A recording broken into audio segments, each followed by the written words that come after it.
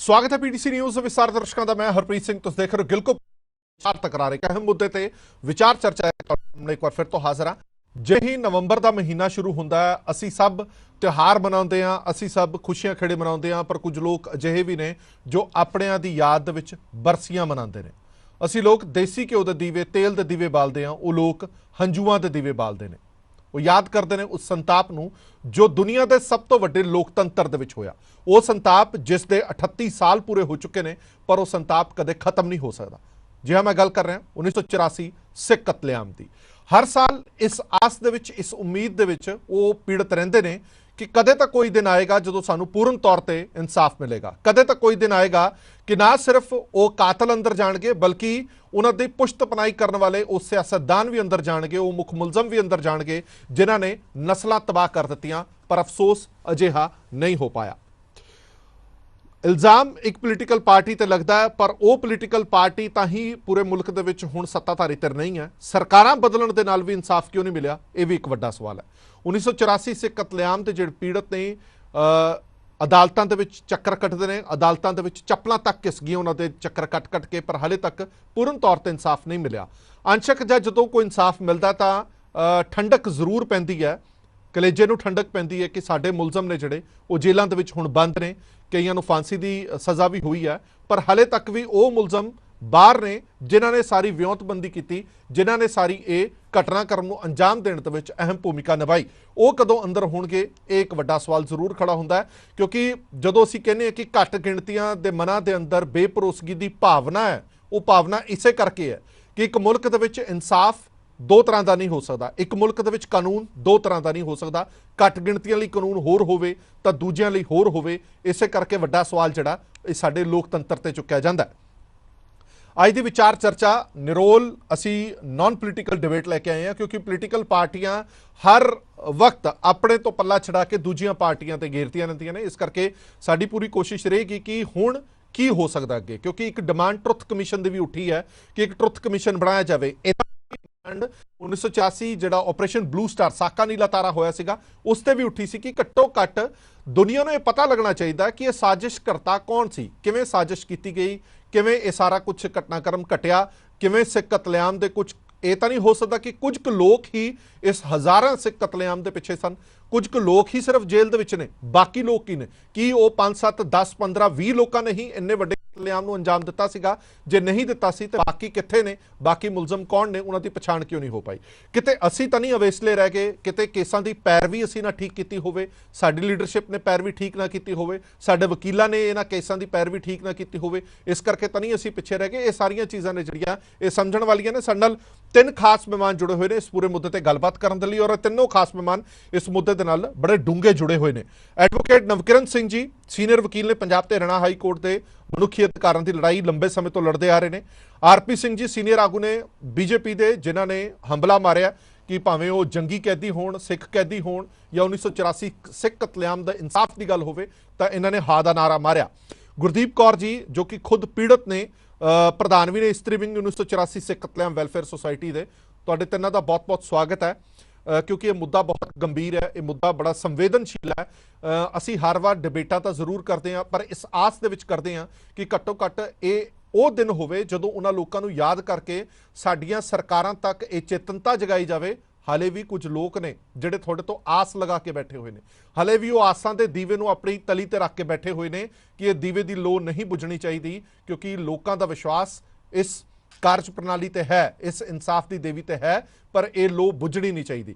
सब तो पहला शुरुआत मैं एडवोकेट नवकिरण सिंह होरां तो करांगा। नवकिरण सिंह जी, क्योंकि लगातार मैं भी बहुत सारियां डिबेट्स इस पूरे मुद्दे ते कीतियां, मैं ये समझना चाहना कि वाकई थोनू भी लगता है कि इंसाफ दे विच देरी का एक वड्डा कारण यह है सबूतां दी अणहोंद हो गई, सानू सबूत नहीं मिले। मैं बहुत सारिया SIT के जोड़े सिगे मैंबर भी सिगे, जोड़े चीफ भी सिगे, उन्होंने भी मीटिंग की, उन्होंने भी डिबेट की।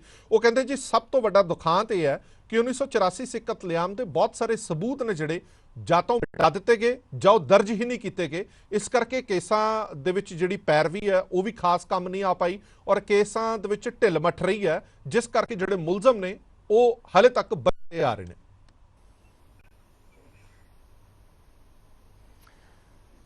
जी मैं तुहानूं दसना चाहांगा कि ਹਾਲੇ ਕਿ ਮੈਂ ਵਕਾਲਤ ਤਾਂ ਪੰਜਾਬ ਹਰਿਆਣਾ ਹਾਈ ਕੋਰਟ 'ਚ ਕਰਦਾ, ਪਰ ਜਿਹੜਾ ਇਸ ਕੇਸ ਦੇ ਨਾਲ ਮੇਰਾ ਜਿਹੜਾ ਸੰਬੰਧ ਹੋਇਆ, ਜਦੋਂ ਮੈਂ ਟਾਈਟਲਰ ਨੂੰ ਪ੍ਰੋਸੀਕਿਊਟ ਕਰਨ ਲਈ ਮੈਂ ਕਰਕਰਦੋਮਾ ਕੋਰਟ ਵਿੱਚ ਜਾਣਾ ਸ਼ੁਰੂ ਕੀਤਾ ਜੀ। ਉੱਥੇ ਫੂਲਕਾ ਜੀ ਵੀ ਵਕੀਲ ਸੀਗੇ, ਉਹ ਕਿਸੇ ਹੋਰ ਧਿਰ ਦੇ ਵਕੀਲ ਸੀਗੇ, ਤੇ ਅਸੀਂ ਲਖਵਿੰਦਰ ਕੌਰ ਜਿਹੜੀ ਵਿਕਟਮ ਸੀਗੀ, ਜਿਹਦਾ ਘਰ ਵਾਲਾ ਮਾਰਤਾ ਗਿਆ ਸੀਗਾ, ਤੇ ਜਗਦੀਸ਼ ਟਾਈਟਲਰ ਕੇਸ ਵਿੱਚ ਉਹਦੇ ਖਿਲਾਫ ਅਸੀਂ ਪੇਸ਼ ਹੋਣਾ ਸੀਗਾ। ਉਦੋਂ ਮੈਂ ਇਸ ਕੇਸ ਨੂੰ 2.5 ਸਾਲ ਤੋਂ, ਕਿਉਂਕਿ ਮੈਂ ਵਿਡੋ ਕਲੋਨੀ 'ਚ ਵੀ ਗਿਆ, ਐਵੀਡੈਂਸ ਵੀ ਕਲੈਕਟ ਕੀਤਾ ਜੀ, ਤੇ ਮੈਂ ਇੱਕ ਪਰਸਨਲ ਜਿਹੜਾ ਹੈਗਾ ਐਕਸਪੀਰੀਅੰਸ ਕੀਤਾ। ਉਹ ਪਰਸਨਲ ਐਕਸਪੀਰੀਅੰਸ ਹੈ ਸੀ, ਕਿਉਂਕਿ ਹਾਲੇ ਕਿ ਜਿਹੜੀ ਇਹ ਤਰਾਸਦੀ ਹੈ ਪੰਜਾਬ ਦੇ ਵਿੱਚ ਵੀ ਕਿਸੇ ਨਾ ਕਿਸੇ ਹੱਦ ਤੱਕ ਸਿੱਖਾਂ ਨਾਲ ਵਾਪਰੀ ਹੈ 1984 ਤੋਂ ਲੈ ਕੇ, ਤੇ ਜਿਹੜੇ ਹੈਗਾ 2000 ਜਾਂ 1992-94 ਤੱਕ, ਕਿਉਂਕਿ ਇੱਥੇ ਵੀ ਸਿੱਖਾਂ ਦਾ ਕਤਲੇਆਮ ਹੋਇਆ ਇੱਕ ਡਿਫਰੈਂਟ ਤਰੀਕੇ ਨਾਲ ਜੀ। ਸੋ ਮੇਰੇ ਕੋਲ ਇੱਕ ਐਕਸਪੀਰੀਅੰਸ ਸੀਗਾ, ਤੇ ਮੈਂ ਉੱਥੇ ਜਾ ਕੇ ਜਦੋਂ ਸਟੱਡੀ ਕਰਨਾ ਸ਼ੁਰੂ ਕੀਤਾ, ਮੈਂ ਦੇਖਿਆ ਕਿ ਇੱਕ ਤਾਂ ਜਿਹੜੀ ਲੋਕਲ ਲੀਡਰਸ਼ਿਪ ਸੀਗੀ ਸਿੱਖਾਂ ਦੀ ਜੀ, ਉਹਨਾਂ ਨੇ 84 ਤੋਂ ਬਾਅਦ ਜਿਹੜਾ ਕਾਫੀ ਕਮਿਸ਼ਨ ਬਣੇ, ਕਾਫੀ ਕੁਝ ਕਰਨ ਦੀ ਕੋਸ਼ਿਸ਼ ਕੀਤੀ, ਲੇਕਿਨ ਜਿਹੜੇ ਲੋਕਲ ਲੀਡਰਸ਼ਿਪ ਸੀਗੀ ਉਹ, ਕਿਉਂਕਿ ਕਾਂਗਰਸ ਪਾਰਟੀ ਦਾ ਇੰਨਾ ਵੱਡਾ ਗਲਬਾ ਸੀਗਾ ਤੇ ਇੰਨੇ ਵੱਡੇ ਉਹਨਾਂ ਦੇ ਜਿਹੜੇ ਲੀਡਰ ਸੀਗੇ ਉਹ ਇਨਵੋਲਵਡ ਸੀਗੇ ਜੀ, ਤਾਂ ਈਵਨ ਲੋਕਲ ਸਿੱਖ ਜਿਹੜੇ ਨੇ ਉਹ ਵੀ ਜਿਹੜੇ ਦਬ ਗਏ ਨੇ। ਐਂਡ ਜਿਹੜੇ ਉੱਥੇ ਦੇ ਲੋਕਲ ਕਾਂਗਰਸ ਲੀਡਰ ਸੀਗੇ ਉਹਨਾਂ ਨੇ ਦਲਾਲਾਂ ਦਾ ਵੀ ਕੰਮ ਕੀਤਾ। ਸੋ ਸਮੇਂ ਦੇ ਨਾਲ ਜਿਹੜਾ ਐਵੀਡੈਂਸ ਹੈਗਾ ਉਹ ਖਤਮ ਹੋ ਜਾਂਦਾ। ਸੋ ਜਦੋਂ ਤੱਕ ਅਸੀਂ ਕੇਸ ਨੂੰ ਉੱਥੇ ਲੜਨ ਗਏ, ਜਿਹੜਾ ਕੇਸ ਅਖੀਰਲਾ ਸੀਗਾ, ਜਾਂ ਉਸ ਤੋਂ ਬਾਅਦ ਸੱਜਣ ਕੁਮਾਰ ਦੀ ਵੀ ਸਜ਼ਾ ਹੋਈ, ਮੈਂ ਉਦੋਂ ਵੀ ਉੱਥੇ ਹਾਜ਼ਰ ਸੀਗਾ ਜੀ, ਤੇ ਉਸ ਕੇਸ ਵਿੱਚ ਅਸੀਂ ਇਹ ਦੇਖਿਆ ਕਿ ਕਿਸੇ ਨੇ ਉਸ ਤਰੀਕੇ ਨਾਲ ਕੇਸਾਂ ਨੂੰ ਲੜਿਆ ਹੀ ਨਹੀਂ। ਨਾ ਤਾਂ ਉਹ ਜੀ ਟੀਮ ਉੱਥੇ ਅਵੇਲੇਬਲ ਸੀਗੀ, ਨਾ ਐਵੀਡੈਂਸ ਅਵੇਲੇਬਲ ਸੀਗਾ। ਖੈਰ, ਕਹਿਣ ਦਾ ਗੱਲ ਹੈਗੀ ਹੈ, ਹੁਣ ਅੱਜ ਜਿਹੜੇ ਲੋਕ ਟਰੁੱਥ ਕਮਿਸ਼ਨ ਦੀ ਗੱਲ ਕਰ ਰਹੇ ਨੇ, ਬੜੀ ਅੱਛੀ ਗੱਲ ਹੈ, ਟਰੁੱਥ ਕਮਿਸ਼ਨ ਹੋਣਾ ਚਾਹੀਦਾ ਹੈ, ਪਰ ਜਦੋਂ ਇੱਕ ਸਮਾਂ ਲੱਗ ਜਾਂਦਾ ਹੈ, ਹੁਣ 38 ਸਾਲਾਂ ਦੇ ਬਾਅਦ ਟਰੁੱਥ ਕਮਿਸ਼ਨ ਕੀ ਕੱਢ ਸਕੇਗਾ, ਇਹ ਵੀ ਬੜਾ ਇੱਕ ਸਵਾਲੀਆ ਚਿੰਨ੍ਹ ਹੈ ਇਹਦੇ ਵਿੱਚ। ਕਿਉਂਕਿ ਇਹ ਤਾਂ ਸਾਰਿਆਂ ਨੂੰ ਪਤਾ ਹੈ ਵੀ ਕਾਂਗਰਸ ਨੇ ਕਰਵਾਇਆ ਜੀ, ਲੇਕਿਨ ਕਾਂਗਰਸ ਨੇ ਕਿਸ ਤਰੀਕੇ ਨਾਲ ਜਿਹੜੀ ਪੁਲਿਸ ਫੋਰਸ ਹੈ ਜਾਂ ਜਿਹੜੀ ਐਡਮਿਨਿਸਟ੍ਰੇਸ਼ਨ ਹੈ ਆਪਣੇ ਹੱਕ 'ਚ ਕੀਤੀ। ਲੋਕ ਜਾ ਕੇ ਪਰਚੇ ਦਰਜ ਕਰਾਉਣ ਲਈ ਥਾਣੇ 'ਚ ਬੈਠਦੇ ਸੀਗੇ ਤੇ ਉਹਨਾਂ ਨੂੰ ਉੱਥੋਂ ਭਜਾ ਦਿੱਤਾ ਜਾਂਦਾ ਸੀਗਾ। ਲੋਕ ਕੰਪਲੇਂਟ ਕਰਦੇ ਸੀਗੇ ਵੀ ਸਾਡੇ ਦਰਵਾਜ਼ੇ ਤੇ ਜਿਹੜੇ ਹੈਗੇ ਨੇ ਦੰਗਾਕਾਰੀ ਖੜੇ ਨੇ ਤੇ ਸਾਨੂੰ ਬਚਾਓ, ਤੇ ਪੁਲਿਸ ਵਾਲੇ ਆਂਦੇ ਸੀਗੇ ਤੇ ਉਹ ਸਿੱਖਾਂ ਦੇ ਕੋਲੋਂ ਜਿਹੜੀ ਕਿਰਪਾਨਾਂ ਜਾਂ ਕਿਸੇ ਕੋਲ ਅਗਰ ਗਨ ਹੈ ਉਹ ਲੈ ਕੇ ਜਾ ਕੇ ਹਜੂਮ ਨੂੰ ਦੁਬਾਰਾ ਭੇਜ ਦਿੰਦੀ ਸੀ। ਸੋ ਕਿੰਨੇ ਕੁ ਪੁਲਿਸ ਅਫਸਰ ਨੇ ਜਿਨ੍ਹਾਂ ਨੂੰ ਆਪਾਂ ਜਿਹੜਾ ਹੈਗਾ ਉਹਦੇ ਵਿੱਚ ਸਜ਼ਾਵਾਂ ਦਵਾ ਸਕੇ, ਇਹ ਵੀ ਬੜੀ ਵੱਡੀ ਇੱਕ ਗੱਲ ਹੈਗੀ ਹੈ। ਹੁਣ ਸਮੇਂ ਦੇ ਹੁਕਮਰਾਨ ਜਿਹੜੇ ਹੈਗੇ ਨੇ ਉਹ ਪੁਲਿਸ ਨੂੰ ਯੂਜ਼ ਕਰਦੇ ਨੇ। ਕੀ ਆਪਾਂ ਕੋਈ ਸਿਸਟਮ ਇਸ ਤਰ੍ਹਾਂ ਦਾ ਬਣਾ ਸਕੀਏ ਕਿ ਜਿਹੜੇ ਹੁਕਮਰਾਨ ਉਹ ਵਰਤਦੇ ਨੇ ਸਿਸਟਮ ਨੂੰ, ਉਸ ਸਿਸਟਮ ਨੂੰ ਅਸੀਂ ਇੰਨਾ ਤਕੜਾ ਕਰ ਸਕੀਏ ਹੁਕਮਰਾਨਾਂ ਦੇ ਜਿਹੜੇ ਹੈਗੇ ਨੇ ਹੁਕਮ ਨੂੰ ਉਹ ਨਾ ਮੰਨਣ। ਅੱਛਾ, ਮੇਰੀ ਗੱਲ ਦੱਸੋ, ਮਤਲਬ ਹੈ ਵੀ ਕਿ ਕਾਨੂੰਨ ਜੀ, ਚਲੋ ਮੈਂ ਟਰੁੱਥ ਕਮਿਸ਼ਨ ਦੇ ਬਾਅਦ ਆ ਜਾਣਾ, ਜਿਹੜੀਆਂ SIT ਬਣਦੀਆਂ ਨੇ, ਜਿਹੜੀਆਂ ਕਮਿਸ਼ਨ ਬਣਦੀਆਂ ਨੇ, ਆਪਣੇ ਸਾਹਮਣੇ ਇੱਕ ਉਦਾਹਰਨ ਵੀ ਹੈ, ਤੁਸੀਂ ਵੀ ਚਰਚਾ ਕੀਤੀ ਹੈ ਸੱਜਣ ਕੁਮਾਰ ਦੀ। SIT ਗਠਿਤ ਕੀਤੀ ਗਈ, SIT ਨੇ ਕੁਝ ਖੋਜਿਆ, ਚੋਂ ਲੱਭਿਆ ਕਿ ਹਾਂ ਵਾਕਈ ਸੱਜਣ ਕੁਮਾਰ ਜਿਹੜਾ ਉਹ ਗਿਲਟੀ ਹੈਗਾ, ਸੱਜਣ ਕੁਮਾਰ ਮੁਲਜ਼ਮ ਹੈਗਾ, ਅੱਜ ਉਹ ਸਲਾਖਾਂ ਦੇ ਪਿੱਛੇ ਹੈ। ਫਿਰ ਆਪਾਂ ਨੂੰ ਆਸ ਤਾਂ ਨਹੀਂ ਛੱਡਣੀ ਚਾਹੀਦੀ, ਜੇ ਸਹੀ ਤਰੀਕੇ ਨਾਲ SIT ਜਾਂ ਕਮਿਸ਼ਨ ਕੋਈ ਗਠਿਤ ਕੀਤਾ ਜਾਵੇ ਤੇ ਜੇ ਉਹ ਸੱਚੇ ਕਦਮਾਂ ਵੱਲ ਚੱਲੇ ਤਾਂ ਇਨਸਾਫ ਮਿਲ ਸਕਦਾ, ਭਾਵੇਂ ਦੇਰ ਹੋਵੇ। ਮੈਂ ਇਸ ਗੱਲ ਨਾਲ ਬਿਲਕੁਲ ਸਹਿਮਤ ਹਾਂ, ਲੇਕਿਨ ਹੁੰਦਾ ਕੀ ਹੈ ਕਿ ਸਮੇਂ ਦੇ ਨਾਲ ਗਵਾਹ ਵੀ ਮਰ ਜਾਂਦੇ ਨੇ, ਸਬੂਤ ਖਤਮ ਹੋ ਜਾਂਦੇ ਨੇ। ਸੋ ਮੇਰਾ ਇੱਕ ਕੇਸ ਸੀਗਾ ਜਿਹੜਾ ਇੱਥੇ ਬਲੋਕੀ ਆ ਕੇ ਇੱਕ ਸਰਦਾਰ ਸਾਹਿਬ ਜਿਹੜੇ ਸੀਗੇ ਇੱਥੇ ਸੈਟਲ ਹੋਏ ਸੀਗੇ ਜੀ, ਉਹਨਾਂ ਦਾ ਪਰਚਾ ਵੀ ਦਰਜ ਨਹੀਂ ਸੀ ਹੋਇਆ, ਉਹਨਾਂ ਨੂੰ ਜਿਉਂਦਿਆਂ ਸੁੱਟ ਦਿੱਤਾ ਗਿਆ ਸੀਗਾ ਕਿ ਜਲਦੇ ਹੋਏ ਟਰੱਕ ਦੇ ਵਿੱਚ। ਅਸੀਂ ਦੇਖਿਆ ਹੋਏਗਾ, ਮੈਂ ਹਰੇਕ 31 ਅਕਤੂਬਰ ਨੂੰ ਉਹਨਾਂ ਦੀ ਫੋਟੋ ਮੈਂ ਸ਼ੇਅਰ ਕਰਦਾ ਹੁੰਦਾ, ਉਹਨਾਂ ਦੇ ਜਲੇ ਹੋਏ ਦੀ। ਉਹ ਹੁਣ ਉਹਨਾਂ ਦੀ ਡੈਥ ਹੋ ਚੁੱਕੀ ਹੈ, ਉਹਨਾਂ ਦਾ ਪਰਚਾ ਵੀ ਦਰਜ ਨਹੀਂ ਹੋਇਆ ਸੀ। ਹੁਣ SIT ਵਾਲੇ ਮੇਰੇ ਕੋਲ ਆਏ ਸੀ, ਸਾਰੇ ਸਬੂਤ ਲੈ ਕੇ ਗਏ, ਮੁੜ ਕੇ ਉਹਨਾਂ ਨੇ ਜਿਹੜੀ ਆਪਣੀ ਇਨਕੁਆਇਰੀ ਕਰਕੇ ਅੱਗੇ ਕੇਸ ਚਲਾਇਆ। ਸੋ ਇਹ ਨਹੀਂ ਹੈ ਕਿ ਇਨਸਾਫ ਨਹੀਂ ਮਿਲ ਸਕਦਾ, ਪਰ ਜੇ ਸਪੋਜ਼ ਚਸ਼ਮਦੀਦ ਗਵਾਹ ਹੀ ਮਰ ਗਏ ਨੇ ਤੇ ਉਹਦੇ ਤੁਸੀਂ ਜਿਹੜਾ ਇਨਸਾਫ ਕੀ ਦਿਓਗੇ ਇੰਨੇ ਸਾਲਾਂ ਬਾਅਦ? ਸੋ ਬੜੀ ਵੱਡੀ ਗੱਲ ਹੈ। ਠੀਕ ਹੈ ਕਿ ਜਿਹੜੀ ਮੌਜੂਦਾ ਸਰਕਾਰ ਹੈ ਉਹਨੇ ਕੋਸ਼ਿਸ਼ ਕੀਤੀ ਇਨਸਾਫ ਦੇਣ ਦੀ, ਤੇ ਜੇ ਵਾਕਈ ਇਨਸਾਫ ਜੇ ਟਾਈਮ ਸਿਰ ਮਿਲਿਆ ਹੁੰਦਾ ਤੇ ਜ਼ਿਆਦਾ ਸਜ਼ਾਵਾਂ ਮਿਲਦੀਆਂ। ਪਰ ਇਹ ਵੀ ਬੜਾ ਜ਼ਰੂਰੀ ਹੈ ਕਿ ਸਿਸਟਮ ਦੇ ਵਿੱਚ ਜਿਹੜੇ ਨੁਕਸ ਹੈਗੇ ਉਹ ਠੀਕ ਕੀਤੇ ਜਾਣ। ਇਨਸਾਫ ਸਮੇਂ ਸਿਰ ਨਹੀਂ ਮਿਲਿਆ ਤਾਂ ਉਹ ਇਨਸਾਫ ਨਹੀਂ ਕਹਾਂਦਾ, ਜੇ ਸਮੇਂ ਸਿਰ ਇਨਸਾਫ ਮਿਲਦਾ ਤਾਂ ਹੀ ਉਹ ਇਨਸਾਫ ਦਾ ਤਰਾਜੂ ਤੇ ਤੁਲਦਾ। ਆਰਪੀ ਸਿੰਘ ਜੀ ਵੀ ਸਾਡੇ ਨਾਲ ਜੁੜੇ ਹੋਏ ਨੇ। ਆਰਪੀ ਸਿੰਘ ਜੀ, ਜਿਵੇਂ ਮੈਂ ਇੱਕ ਸਟੇਟਮੈਂਟ ਦਿੱਤੀ ਸ਼ੁਰੂਆਤ ਦੇ ਵਿੱਚ ਆਪਣੀ ਭੂਮਿਕਾ ਬੰਨੀ ਕਿ ਇੱਕ ਇਲਜ਼ਾਮ ਸਿੱਧਾ ਸਿੱਧਾ ਇੱਕ ਪੋਲੀਟੀਕਲ ਪਾਰਟੀ ਤੇ ਲੱਗਦਾ, ਪਰ ਇਹ ਤਾਂ ਨਹੀਂ ਹੈਗਾ ਕਿ ਉਹੀ ਪੋਲੀਟੀਕਲ ਪਾਰਟੀ ਨੇ ਪੂਰੇ ਮੁਲਕ ਦੇ ਵਿੱਚ ਹਮੇਸ਼ਾ ਰਾਜ ਕੀਤਾ। ਸਰਕਾਰਾਂ ਬਦਲਦੀਆਂ ਰਹੀਆਂ, ਉਹ ਗੱਲ ਵੱਖਰੀ ਹੈ ਕਿ ਜ਼ਿਆਦਾ ਸਮਾਂ ਉਹੀ ਪਾਰਟੀ ਰਹੀ, ਪਰ ਸਰਕਾਰਾਂ ਬਦਲਣ ਦੇ ਨਾਲ ਵੀ ਇਨਸਾਫ ਕਿਉਂ ਨਹੀਂ ਮਿਲ ਪਾਇਆ? ਹਾਲ ਹੀ ਦੇ ਵਿੱਚ ਜੋ ਕੁਝ ਹੋਇਆ, ਹਾਲ ਹੀ ਦੇ ਵਿੱਚ ਜਿਹੜੇ ਇਨਸਾਫ ਵੱਲ ਤੁਰੇ ਆ, ਭਾਵੇਂ ਉਹ ਸੱਜਣ ਕੁਮਾਰ ਹੈ, ਕਾਨਪੁਰ ਵਾਲੇ ਕੁਝ ਕੇਸਿਸ ਹੈਂਡਲ ਹੋਏ ਨੇ, ਪਰ ਮੈਂ ਫਿਰ ਦੁਬਾਰਾ ਦੁਹਰਾ ਰਿਹਾ ਕਿ ਕੁਝ ਸੈਂਕੜੇ, ਕੁਝ 20-25 ਲੋਕਾਂ ਨੇ ਹੀ ਇਸ ਪੂਰੇ ਕਤਲੇਆਮ ਨੂੰ ਅੰਜਾਮ ਦਿੱਤਾ। ਹਲੇ ਜੇ ਤੁਸੀਂ ਆંકੜੇ ਇਕੱਠੇ ਕਰੋ ਤਾਂ ਤੁਹਾਨੂੰ ਨਜ਼ਰ ਸਿਰਫ ਉਹੀ ਆਣਗੇ, 10 ਤੋਂ 15 ਲੋਕ ਹੀ ਨਜ਼ਰ ਆਣਗੇ ਜਿਹੜੇ ਜੇਲ੍ਹਾਂ ਦੇ ਵਿੱਚ ਬੰਦ ਨੇ। ਕੀ ਸਿਰਫ ਤੇ ਸਿਰਫ 10-15 ਲੋਕਾਂ ਨੇ ਇਸ ਪੂਰੇ ਇੰਨੇ ਵੱਡੇ ਸਿੱਖ ਕਤਲੇਆਮ ਨੂੰ ਅੰਜਾਮ ਦਿੱਤਾ?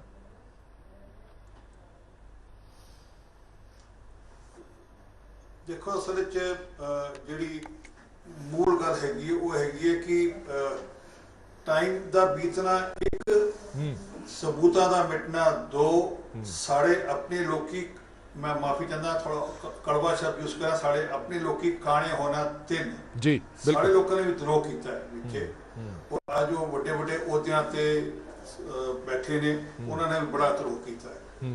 वो तीन ये मिला के सारा मामला है जिस करके ये मामले अगे नहीं बढ़ पाए।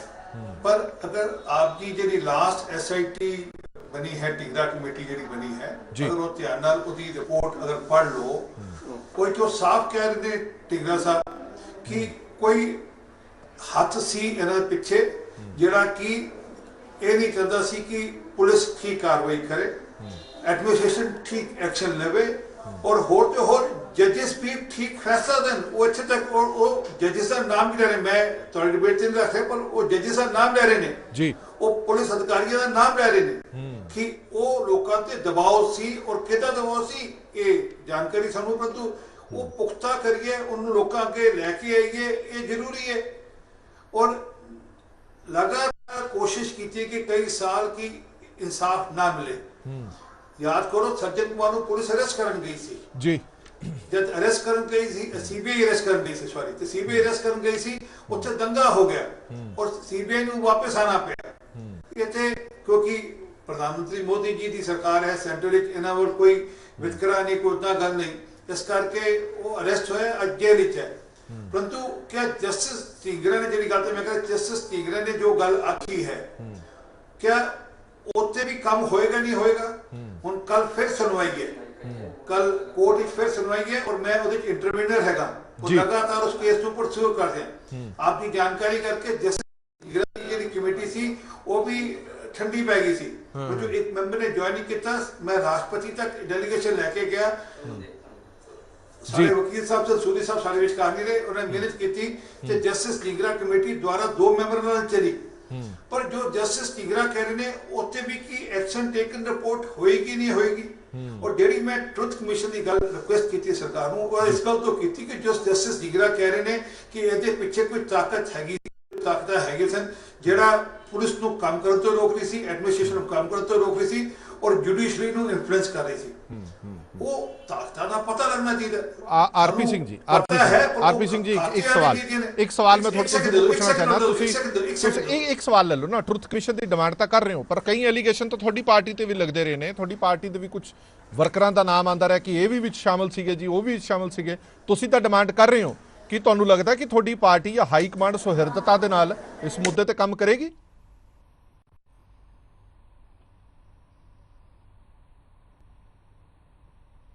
कृपा करके अगर तुम्हारे को भी कोई एविडेंस या डॉक्यूमेंट हो, कृपा करके मेनू पे डॉक्यूमेंट हो, मैं आप केस परस्यू कराना, मैं किसी और नहीं तकाना जी, मैं किसी और नहीं तकाना जी। मेरे वास्ते सिक्खी पहले है, बाकी सब कुछ बाद ही है। मैं आप केस परस्यू करके वो केस नूं अगे लेके जाऊंगा, परंतु क्योंकि मैं 84 आप भुगती है, मैं मेरे परिवार के लोग गए ने 84 ਤੇ ਮੈਨੂੰ ਪਤਾ ਹੈ ਕਿ 84 ਮੈਨੂੰ ਪਤਾ ਹੈ ਕਿ ਕੌਣ ਲੋਕ ਇਨਵੋਲਵ ਸਨ, ਕਿੱਦਾਂ ਸੀ, ਸਾਰਾ ਮਾਮਲਾ ਸਾਡੀ ਅੱਖਾਂ ਸਾਹਮਣੇ ਹੋਇਆ। ਪਰ ਜਿਹੜੀ ਮੈਂ ਗੱਲ ਕਹਿ ਰਿਹਾ ਸੀ, ਜਸਟਿਸ ਢੀਂਗਰਾ ਵਾਸ ਵਨ, ਉਸ ਵੇਲੇ IK ਗੁਜਰਾਲ ਸਾਹਿਬ ਵੱਡੇ ਲੀਡਰ ਸਨ जी, और नरसिम्हा राव साहब को गए और नरसिम्हा राव साहब को जाके उन्होंने रिक्वेस्ट की थी कि आर्मी बुलाओ। नरसिम्हा राव साहब ने कहा मेरे हाथ च नहीं है, मैं नहीं आर्मी बुला सकता, ये फैसला किधरे हो रहा है, कंट्रोल किधरे हो रहा है, रिमोट कंट्रोल किधरे हो चल रहा है, ये इसका होम मिनिस्टर कह रहे हैं कि मेरे हाथ च नहीं हैगा जी।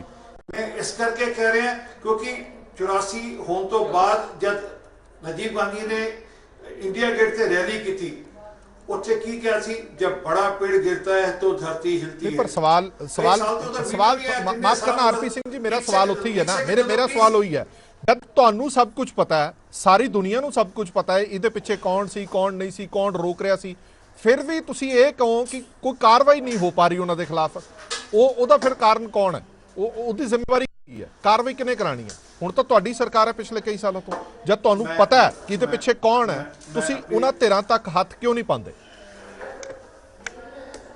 मैं अपनी गल कह दूंगा फिर जी प्लीज फिर थोड़ी गल का जवाब देना। जब बड़ा पेड़ गिरता है धरती हिलती है, तो 5 साल पहले तक तो वीडियो रिकॉर्ड ते नहीं है सी, ये मैं जाके आईएनबी मिनिस्ट्री तो रिक्वेस्ट करके वीडियो मंगी, मैं रिक्वेस्ट जाके वीडियो मंगी, वीडियो तो एटलीस्ट पब्लिक डोमेन च आए। कांग्रेस के लोग कहते सन नहीं नहीं ये तो झूठ है, ये तो है ही नहीं, ਇਹੋ ਜਿਹੀ ਗੱਲ ਆਖੀ ਨਹੀਂ। ਜਿਹੜੀ मैं गल जिथे लैके जाना चाहता सी, जब राजीव गांधी उत्थों कह रहा सी जब बड़ा पेड़ गिरता है धरती हिलती है, तो इशारा कर रहा सी अपने वर्कर को कि चिंता ना करो, तुम मारते मारते मैं बैठा, और पुलिस को कह रहे सी कि तू एक्शन नहीं लेना। वो जब बड़ा पेड़ गिरता है धरती हिलती है, वो इशारा सी उस वक्त। जी मैं गल रिपीट कर रहा कि जेडे खुलासे पिछले साल 1.5 साल होए ने, खास करके जेडे हुणे सिद्धू ने किताब लिखी है, और जेडे खुलासे एक होर किताब आई है पांडे साहब की, ਉਹਦੇ ਜਿਹੜੇ ਖੁਲਾਸੇ ਹੋ ਰਹੇ ਨੇ ਕਿ ਇਹ ਆਪਰੇਸ਼ਨ ਬਹੁਤ ਪਹਿਲੇ ਪਲਾਨ ਕੀਤਾ ਗਿਆ ਸੀ ਔਰ ਬਹੁਤ ਢੰਗ ਨਾਲ ਪਲਾਨ ਕੀਤਾ ਗਿਆ ਸੀ, ਔਰ ਇਹ ਜਿਹੜਾ ਆਪਰੇਸ਼ਨ ਬਲੂ ਸਟਾਰ ਵੀ ਔਰ ਜਿਹੜਾ ਦਿੱਲੀ ਦਾ ਜਿਹੜਾ ਕਤਲੇਆਮ ਹੋਇਆ, ਇਹ ਟਾਈਮ ਤੋਂ ਪਹਿਲੇ ਪਲਾਨ ਕੀਤੇ ਗਏ ਸਨ।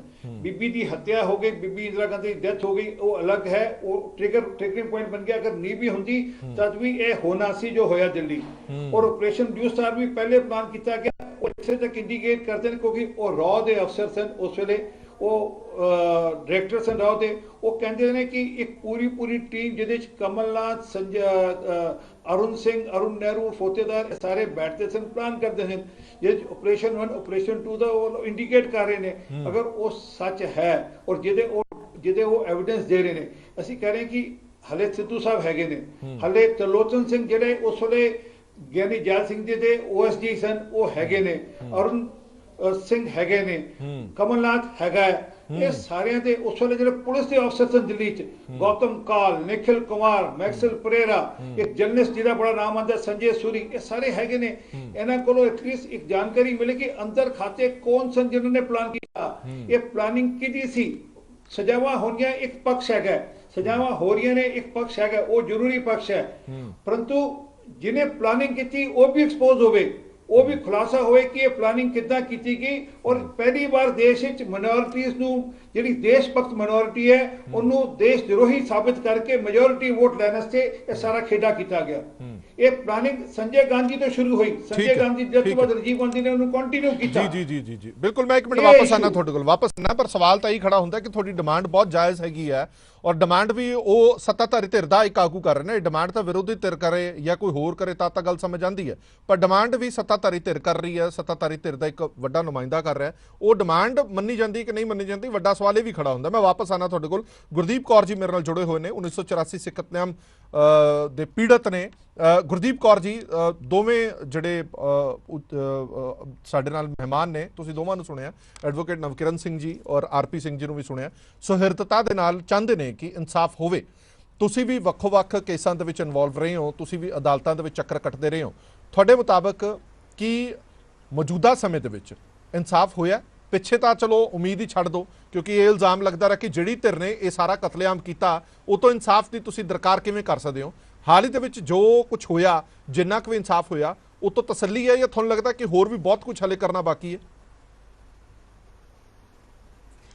देखो हरप्रीत सिंह जी, जेड़ा ते पहले नवकिरण सिंह जी ने गल कीती आ, मैं उन्हां दी गल दे नाल बिल्कुल सहमत हैगी हाँ, क्योंकि जे कांग्रेस ने साडे कतल कीते ते उन्हां ने सानू इंसाफ देना नहीं सीगा जी। और एक चीज़ जेड़ी ये ते अज कह रहे हैगे आरपी सिंह जी कि मैं एक चिट्ठी लिखी है प्रधानमंत्री साहब नू कि ਇਹਦੇ ਪਿੱਛੇ ਹੱਥ ਕਿਹਦਾ।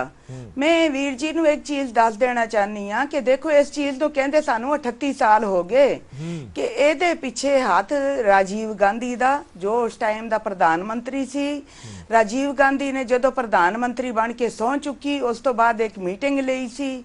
ਮੀਟਿੰਗ ਲੈਣ ਤੋਂ ਬਾਅਦ ਉਹਨੇ ਸਾਰੇ ਹੀ ਆਪਣੇ ਮੰਤਰੀ ਬੁਲਾਏ, ਐਮਐਲਏ ਬੁਲਾਏ, ਕੌਂਸਲਰ ਬੁਲਾਏ, ਸਾਰਿਆਂ ਨੂੰ ਬੁਲਾ ਕੇ ਉਹਨਾਂ ਨੇ ਹਦਾਇਤਾਂ ਕੀਤੀਆਂ, ਸਿੱਖਾਂ ਦੀਆਂ ਵੋਟਰ ਸੂਚੀਆਂ ਜਾਰੀ ਕੀਤੀਆਂ, ਸਿੱਖਾਂ ਦੀਆਂ ਸ਼ਨਾਖਤਾਂ ਕਰਵਾਈਆਂ, ਉਹਨਾਂ ਨੂੰ ਮਾਰਨ ਦਾ, ਉਹਨਾਂ ਨੂੰ ਲੁੱਟਣ ਦਾ, ਉਹਨਾਂ ਨੂੰ ਕੁੱਟਣ ਦਾ ਸਾਰਾ ਸਾਮਾਨ ਕਰਵਾਇਆ। ਸੋ ਇਸ ਕਰਕੇ ਅੱਜ ਚਲੋ ਠੀਕ ਆ, ਇਹਨਾਂ ਦਾ ਆਪਣਾ ਤਰੀਕਾ ਹੈਗਾ ਕਿ ਇਹਨਾਂ ਨੇ ਇਹ ਮੰਗ ਕੀਤੀ ਆ। ਪਰ ਮੈਂ ਇਹ ਚੀਜ਼ ਕਹਿਣਾ ਚਾਹਨੀ ਹਾਂ, ਜਦੋਂ ਮੋਦੀ ਸਾਹਿਬ ਦੀ ਸਰਕਾਰ ਬਣਨ ਵਾਲੀ ਸੀ ਪਹਿਲੀ ਵਾਰੀ, ਹਰਪ੍ਰੀਤ ਸਿੰਘ ਜੀ ਆਪ ਜੀ ਨੂੰ ਪਤਾ ਹੋਏਗਾ ਕਿ ਉਹਨਾਂ ਨੇ ਸਭ ਤੋਂ ਪਹਿਲੇ ਇਹ ਸਾਡੇ ਲੋਕਾਂ ਨਾਲ ਵਾਅਦਾ ਕੀਤਾ ਸੀ ਕਿ ਮੇਰੀ ਸਰਕਾਰ ਬਣੇਗੀ, ਮੈਂ ਸਭ ਤੋਂ ਪਹਿਲੇ 84 ਦੇ ਜਿਹੜੇ ਕਾਤਲ ਹੈਗੇ ਆ ਉਹਨਾਂ ਨੂੰ ਸਜ਼ਾਵਾਂ ਦਿਵਾਵਾਂਗਾ। ਨੇ ਕੁਝ ਬੰਦਿਆਂ ਨੂੰ ਸਜ਼ਾਵਾਂ ਦਵਾਈਆਂ, ਅਸੀਂ ਉਹਨਾਂ ਦਾ ਧੰਨਵਾਦ ਵੀ ਕੀਤਾ ਇਸ ਗੱਲ ਤੇ, ਪਰ ਉਸ ਤੋਂ ਬਾਅਦ ਮਸਲਾ ਫਿਰ ਉੱਥੇ ਦਾ ਉੱਥੇ ਹੀ ਖੜ ਗਿਆ।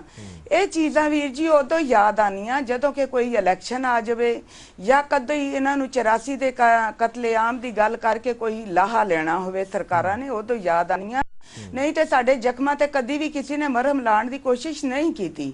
ਮੈਂ ਇਸ ਚੀਜ਼ ਨੂੰ ਪੂਰੀ ਤਰ੍ਹਾਂ ਖੁੱਲ ਕੇ ਕਹਿੰਨੀ ਆ, ਕਿਉਂ ਸਾਡੇ ਕਾਤਲ ਜਿਹੜੇ ਹੈਗੇ ਆ, ਜਗਦੀਸ਼ ਟਾਈਟਲ ਹੈਗਾ, ਉਹ ਦੂਸਰਾ ਆਪਣਾ ਹੈਗਾ ਕਮਲਨਾਥ ਹੈਗਾ, ਹੋਰ ਪੁਲਿਸ ਅਫੀਸਰ ਜਿਤਨੇ ਵੀ ਹੈਗੇ ਆ, ਉਹ ਸਾਰੇ ਸ਼ਰੇਆਮ ਘੁੰਮ ਰਹੇ ਨੇ। ਔਰ ਬੱਚੇ ਦੇ ਮੂੰਹ ਤੇ ਇਹ ਨਾਮ ਹੈਗਾ ਕਿ ਇਹਨਾਂ ਨੇ ਸਾਡੇ ਕਤਲੇਆਮ ਕਰਵਾਏ। ਜਿਨ੍ਹਾਂ ਦਾ ਨਾਮ ਪਹਿਲੇ ਆ ਰਿਹਾ, ਜਿਨ੍ਹਾਂ ਦੀਆਂ ਗਵਾਹੀਆਂ ਹੋ ਗਈਆਂ, ਜਿਨ੍ਹਾਂ ਦਾ ਸਭ ਕੁਝ ਹੋ ਗਿਆ, ਤੁਸੀਂ ਪਹਿਲੇ ਉਹਨਾਂ ਨੂੰ ਤੇ ਅੰਦਰ ਕਰੋ। ਇੱਕ ਨੂੰ ਕਰਕੇ ਤੁਸੀਂ 5 ਸਾਲ ਕੱਟ ਦਿੱਤੇ, ਹੁਣ ਜਦੋਂ ਇਲੈਕਸ਼ਨਾਂ ਆਣਗੀਆਂ ਤੁਸੀਂ ਇੱਕ ਨਵਾਂ ਚੋਚਾ ਛੱਡ ਦੋਗੇ। ਪਰ ਸਾਡੇ ਤੇ ਜ਼ਖਮ ਉਹਦੇ ਉਂਝੀ ਅੱਲੇ ਹੈਗੇ ਨਾ, ਸਾਡੇ ਜ਼ਖਮਾਂ ਤੇ ਮਰਹਮ ਕੌਣ ਲਗਾਊਗਾ? ਨਾ ਤੇ ਸਾਨੂੰ ਕੋਈ ਸਰਕਾਰਾਂ ਨੇ ਇਨਸਾਫ ਦਿੱਤਾ, ਨਾ ਸਾਨੂੰ ਕੋਈ ਕੋਰਟ ਇਨਸਾਫ ਦੇ ਰਹੀ ਆ। ਸਾਨੂੰ ਤੇ ਇਹ ਨਹੀਂ ਪਤਾ ਲੱਗ ਰਿਹਾ ਵੀ 38 ਸਾਲ ਹੋ ਗਏ, ਸਾਡੇ ਕਈ ਲੋਕ ਵਿਚਾਰੇ ਆਸ ਕਰਦੇ ਹੋਈ ਮਰ ਗਏ ਹਰਪ੍ਰੀਤ ਸਿੰਘ ਜੀ, ਤੇ ਕਈਆਂ ਨੇ ਮਰ ਜਾਣਾ। ਮੇਰੇ ਕੋਲ ਅੱਜ ਵੀ ਕੁਝ ਵਿਧਵਾਵਾਂ ਆਈਆਂ ਸਨ ਜਿਹੜੀਆਂ ਇਸ ਚੀਜ਼ ਨੂੰ ਮਤਲਬ ਯਾਦ ਕਰ ਕਰਕੇ ਇੰਨੀਆਂ ਰੋਂਦੀਆਂ, ਇੰਨੀਆਂ ਤੜਫਦੀਆਂ, ਤੇ ਉਹਨਾਂ ਦੀਆਂ ਹਾਲਤਾਂ ਦੇਖਣ ਵਾਲੀਆਂ। ਅੱਜ ਵੀ ਕਈ ਮੰਜੀ ਤੇ ਪੀਆਂ ਉਹ ਤੜਫ ਰਹੀਆਂ, ਤੇ ਉਹਨਾਂ ਨੇ ਹੋਰ ਸਾਲ ਨੂੰ 5 ਮਹੀਨੇ ਨੂੰ 6 ਮਹੀਨੇ ਨੂੰ ਮਰ ਮੁਰ ਜਾਣਾ ਹੈਗਾ। ਤੇ ਸਾਨੂੰ ਕਦੋਂ ਇਨਸਾਫ ਮਿਲੇਗਾ? ਜਦੋਂ ਅਸੀਂ ਬਿਲਕੁਲ ਖਤਮ ਹੋ ਜਾਵਾਂਗੇ। ਬਿਲਕੁਲ ਠੀਕ ਹੈ। ਤੇ ਮੈਂ ਆਰਪੀ ਸਿੰਘ ਜੀ ਨੂੰ ਇਹ ਕਹਿਨੀ ਆ ਕਿ ਤੁਸੀਂ ਸਰਕਾਰ ਦੇ ਵਿੱਚ ਹੈਗੇ ਹੋ, ਤੁਸੀਂ ਪ੍ਰਧਾਨ ਮੰਤਰੀ ਸਾਹਿਬ ਨੂੰ ਇਹ ਰਿਕਵੈਸਟ ਕਰੋ, ਤੁਸੀਂ ਅਮਿਤ ਸ਼ਾਹ ਜੀ ਨੂੰ ਇਹ ਰਿਕਵੈਸਟ ਕਰੋ, ਜੇਕਰ ਸਾਡੀ ਕਿਤੇ ਲੋੜ ਪੈਂਦੀ ਆ ਸਾਨੂੰ ਹੁਕਮ ਕਰੋ, ਅਸੀਂ ਸਾਰੇ ਇਕੱਠੇ ਹੋ ਕੇ ਤੁਹਾਡੇ ਨਾਲ ਚੱਲਾਂਗੇ। ਅਸੀਂ ਉਹਨਾਂ ਨੂੰ ਕਹਾਂਗੇ ਜਿਨ੍ਹਾਂ ਦੇ ਪਹਿਲੇ ਖਿਲਾਫ, ਜਿਨ੍ਹਾਂ ਦੇ ਖਿਲਾਫ ਗਵਾਹੀਆਂ ਹੋ ਗਈਆਂ, ਜਿਨ੍ਹਾਂ ਦਾ ਨਾਮ ਬੱਚੇ ਨੂੰ ਪਤਾ ਪਈ ਇਹਨਾਂ ਨੇ ਸਾਡੇ ਕਤਲੇਆਮ, ਤੁਸੀਂ ਪਹਿਲੇ ਉਹਨਾਂ ਨੂੰ ਅੰਦਰ ਕਰੋ, ਕਮਿਸ਼ਨ ਬਣਾ ਲਿਓ ਵੀ ਪੁਲਿਸ ਅਫੀਸਰ ਨਿਕਲ ਜਾਂ ਹੋਰ ਜਿਤਨੇ ਬੰਦੇ ਸਾਹਮਣੇ ਆਨੇ ਉਹਨਾਂ ਨੂੰ ਵੀ ਕਰੋ, ਫਿਰ ਵੀ ਅਸੀਂ ਤੁਹਾਡਾ ਧੰਨਵਾਦ ਕਰਾਂਗੇ। ਪਰ ਪਹਿਲੇ ਜਿਹੜੇ ਅਸਲੀ ਮਗਰਮੱਛ ਹੈਗੇ ਉਹਨਾਂ ਨੂੰ ਅੰਦਰ ਕਰੋ। ਸੋ ਇਹ ਵਿਚਾਰ ਤਕਰਾਰ ਚੱਲਦੀ ਰਹੇਗੀ। ਇੱਕ ਛੋਟੇ ਜਿਹੇ ਬ੍ਰੇਕ ਲਈ ਰੁਕ ਰਹੇ ਹਾਂ, ਬ੍ਰੇਕ ਤੋਂ ਬਾਅਦ ਜਲਦ ਹਾਜ਼ਰ ਹੋਣੇ। ਨਵਕਿਰਨ ਸਿੰਘ ਜੀ, ਕਿੰਨੀ ਕੁ ਮਜਬੂਰੀ ਹੋ ਜਾਂਦੀ ਹੈ ਪੋਲੀਟੀਕਲ ਪਾਰਟੀਆਂ ਦੀ ਵੀ ਕਿ ਜਿਹੜੇ ਪੋਲੀਟੀਕਲ ਪਾਰਟੀਆਂ ਦੇ ਨੁਮਾਇੰਦਿਆਂ ਦੇ ਉੱਤੇ ਸ਼ਰੇਆਮ ਇਲਜ਼ਾਮ ਲੱਗਦੇ ਹੋਣ, ਨਾਮ ਵੀ ਲੈ ਲੈਣੇ ਆ, ਜਗਦੀਸ਼ ਟਾਈਟਲਰ ਵਰਗੇ, ਸੱਜਣ ਕੁਮਾਰ ਵਰਗੇ, ਕਮਲਨਾਥ ਵਰਗੇ, ਜਿਨ੍ਹਾਂ ਦੇ ਨਾਮ ਮੁਰਲੀ ਕਤਾਰ ਦੇ ਵਿੱਚ ਸਾਹਮਣੇ ਆਉਂਦੇ ਨੇ, ਪਰ ਫਿਰ ਵੀ ਤੁਸੀਂ ਪਾਰਟੀ ਦੇ ਵਿੱਚ ਹੀ ਉਹਨਾਂ ਨੂੰ ਰੱਖਦੇ ਹੋ। ਨਾ ਸਿਰਫ ਪਾਰਟੀ ਦੇ ਵਿੱਚ ਰੱਖਦੇ ਹੋ ਬਲਕਿ ਪਾਰਟੀ ਦੀ ਵੱਡੀਆਂ ਨੁਮਾਇੰਦਗੀਆਂ ਵੀ ਦਿੰਦੇ ਹੋ, ਵੱਡੇ ਫੰਕਸ਼ਨਾਂ ਦੇ ਵਿੱਚ ਉਹ ਹਿੱਸਾ ਵੀ ਬਣਦੇ ਨੇ। ਮਤਲਬ ਮੈਂ ਮੋਟੀ ਜੀ ਗੱਲ ਇਹ ਸਮਝਣਾ ਚਾਹੁੰਦਾ ਕਿ ਪਾਰਟੀ ਦੀ ਇਹ ਮਜਬੂਰੀ ਹੋ ਜਾਂਦੀ ਹੈ ਕਿ ਜਿਹੜੇ ਕਤਲੇਆਮ ਦੇ ਵਿੱਚ ਤੁਹਾਡੇ ਨਾਲ ਲਾਇਲ ਰਹੇ ਹੋਣ ਤਾਂ ਇਸ ਕਰਕੇ ਉਹਨਾਂ ਨੂੰ ਤੁਸੀਂ ਲਾਇਲ ਰੱਖਣਾ ਹਾਲੇ ਵੀ। ਹਰਪ੍ਰੀਤ ਜੀ, ਜਦੋਂ ਤੁਸੀਂ ਪੋਲੀਟੀਕਲ ਮਾਸਟਰਸ ਤੁਹਾਡੇ ਕਹਿਣ ਵੀ ਤੁਸੀਂ ਕਤਲੇਆਮ ਕਰਨਾ ਹੈ ਤੇ ਉਹਨਾਂ ਨੇ ਉਹਨਾਂ ਦੇ ਕਹਿਣ ਦੇ ਉੱਤੇ ਕਤਲੇਆਮ ਕੀਤਾ ਹੋਵੇ, ਤੇ ਫਿਰ ਉਹਨਾਂ ਬੰਦਿਆਂ ਨੂੰ ਬਚਾਉਣਾ ਤਾਂ ਕਾਂਗਰਸ ਪਾਰਟੀ ਦਾ ਕੰਮ ਹੈ। ਇਹ ਸਿਰਫ ਕਾਂਗਰਸ ਪਾਰਟੀ ਦਾ ਕੰਮ ਨਹੀਂ ਹੈਗਾ। ਜਿਹੜੀ ਵੀ ਕੋਈ ਪਾਰਟੀ ਇਨ ਪਾਵਰ ਹੁੰਦੀ ਹੈ, ਕੋਈ ਵੀ ਕਿਸੇ ਤੇ ਕਤਲੇਆਮ ਕਰਵਾਉਂਦੀ ਹੈ, ਉਹ ਮੁੜ ਕੇ ਉਹਨਾਂ ਬੰਦਿਆਂ ਨੂੰ ਬਚਾਉਂਦੀ ਹੈ, ਕਿਉਂਕਿ ਜੇ ਉਹਨਾਂ ਨੂੰ ਨਹੀਂ ਬਚਾਏਗੀ ਤੇ ਅਗਲੀ ਵਾਰੀ ਕੋਈ ਉਹਨਾਂ ਦਾ ਕਾਰਕੁਨ, ਕੋਈ ਉਹਨਾਂ ਦਾ ਆਫਿਸ ਬੇਰਰ ਉਹਨਾਂ ਦੇ ਕਹਿਣ ਤੇ ਇਹੋ ਜਿਹਾ ਕੰਮ ਨਹੀਂ ਕਰੇਗਾ ਜਿਹਦੇ ਕੀ ਪੋਲੀਟੀਕਲ ਮੋਟਿਵਸ ਹੋਣ। ਸੋ ਇਹ ਹਮੇਸ਼ਾ ਹੀ ਹੁੰਦਾ ਹੈ, ਕੋਈ ਨਵੀਂ ਗੱਲ ਨਹੀਂ ਹੈਗੀ। ਦੇਖਣ ਵਾਲੀ ਗੱਲ ਹੈਗੀ ਕਿ ਆਰਪੀ ਸਿੰਘ ਹੋਰੀ ਜਿਹੜੀ ਗੱਲ ਕਰ ਰਹੇ ਨੇ ਵੀ ਟਰੁਥ ਕਮਿਸ਼ਨ ਦੀ, ਜਾਂ ਵੀ ਜਿਨ੍ਹਾਂ ਦੇ ਨਾਮ ਬਾਹਰ ਨਹੀਂ ਆਏ ਉਹ ਆਣੇ ਚਾਹੀਦੇ ਨੇ, ਰੋਕਿਆ ਕਿੰਨੇ ਹੈ? ਤੇ ਗੱਲਾਂ ਜਿਹੜੀਆਂ 31 ਅਕਤੂਬਰ ਤੇ 1 ਨਵੰਬਰ ਨੂੰ ਕਿਉਂ ਹੁੰਦੀਆਂ ਨੇ?